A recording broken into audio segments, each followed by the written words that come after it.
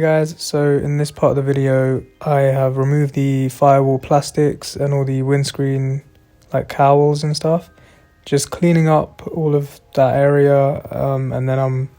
believe I removed the ECU and a bunch of other things, the air filter box, and I'm literally just cleaning up the car because it was sitting at the salvage yard for about 2.5 years, so there's a lot of dirt and dust and leaves and stuff, so just literally cleaning it up.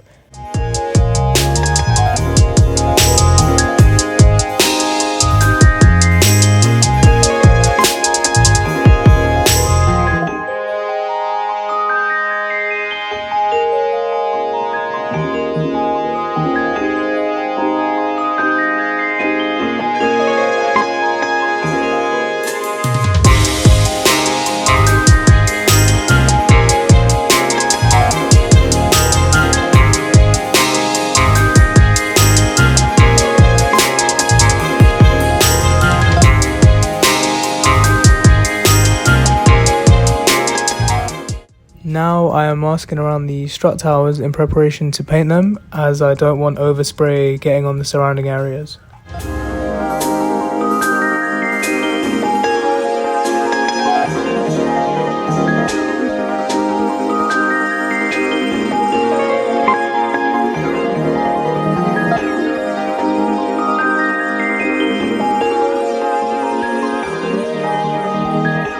In this part, I'm fitting back the firewall surround plastic and the air filter box, and pretty much just putting back all the bits that I've removed.